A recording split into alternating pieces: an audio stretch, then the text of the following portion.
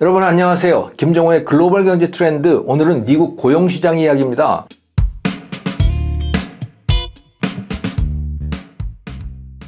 연준의 기준금리 결정에 있어서 자국 내 고용사정은 아주 중요한 변수 아니겠습니까? 고용사정이 좋으면 고금리가 계속 유지될 가능성이 높은 거죠. 그런데 이것과 관련해서 우리를 좀 헷갈리게 만드는 소식이 있습니다. 한편으로는 빅테크 기업들이 대량 해고 소식입니다. 또 다른 한편으로는 고용사정이 지금처럼 좋을 수 없다, 이런 소식 또한 들려오고 있는 거예요. 어떻게 된 일인지 알아봤습니다. 구글이 올해 직원 12,000명을 줄일 수밖에 없다, 이런 이메일을 직원들에게 보냈답니다. 정확히는 구글의 모기업인 알파벳이 그렇게 했는데요. 직원들에게 잘해주기로 유명한 회사 아닙니까? 매우 뜻밖의 소식인 거죠. 여기만 그런 것이 아닙니다. 아마존은 18,000명, 마이크로소프트는 10,000명, 페이스북의 메타는 11,000명을 해고하겠답니다. 2022년 1월 이후 작년 1년 동안 발표된 미국 내 대량 해고 인원 합계는 28만 명을 넘었습니다. 무려. 그것도 다 가장 잘 나가는 기업들이 이루고 있으니까 미국에서 큰일이 났나 보다, 이렇게 받아들이기 십상입니다. 그런데 잘 살펴보면 정반대 방향의 소식도 들려오고 있습니다. 대표적으로 실업률이 그런데요. 최근 발표된 올해 1월 실업률은 3.4%, 53년 만에 최저치입니다. 보통 4%면 완전 고용으로 받아들이거든요. 근데 그거보다 훨씬 낮은 거죠. 그러니까 미국 고용시장은 매우 뜨거운 상태다, 이렇게 봐야 할 겁니다. 고용 인원, 즉 일자리 숫자를 보더라도 1억 5,500만 개, 사상 최고치입니다. 이러다 보니 임금 또한 큰 폭으로 오르고 있는데요. 미국 CNBC 보도에 따르면 작년 11월 숫자입니다만은 직장을 옮기는 노동자의 임금은 7.7%가 상승을 했습니다. 기존의 직장에 머물러 있는 노동자는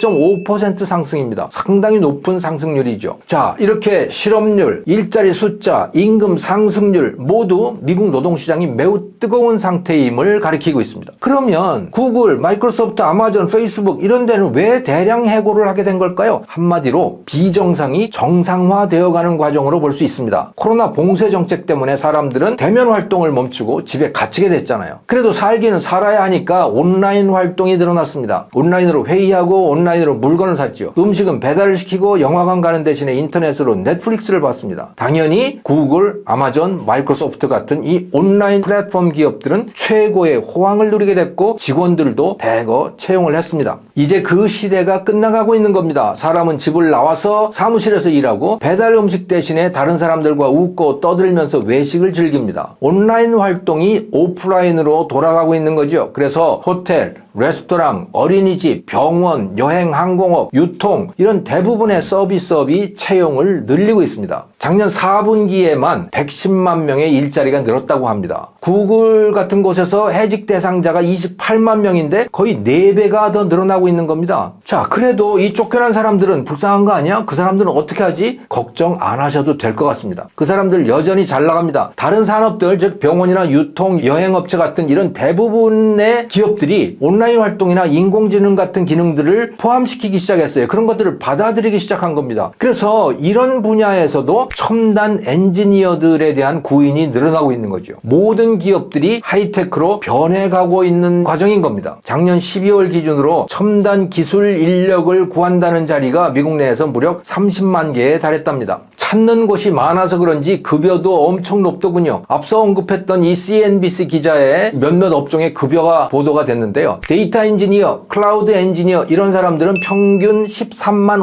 5천 달러, 한화로 하면 1억 8천만 원입니다. 개발자, 디벨로퍼는 14만 8천 달러, 1억 9천만 원 정도고요. 인공지능, 머신러닝 엔지니어 15만 3천 달러, 2억 원입니다. 연봉이. 대단하죠? 부럽기도 하고요. 미국 연준은 물가 안정과 완전 고용 달성을 법적 책무로 하고 있습니다. 고용 사정은 사상 최고로 양호한 반면에 인플레는 잘 안 잡히고 있어요. 자, 임금 상승은 인플레의 또 중요한 요인 중에 하나이기도 하죠. 상황이 이렇기 때문에 연준이 가까운 미래에 기준금리를 내릴 가능성은 높지 않아 보입니다. 김정호의 경제TV, 오늘은 구글 등의 대량 해고 사태를 보면서 미국의 고용 상황 그리고 기준금리에 대한 예상을 해봤습니다. 시청해 주셔서 감사합니다.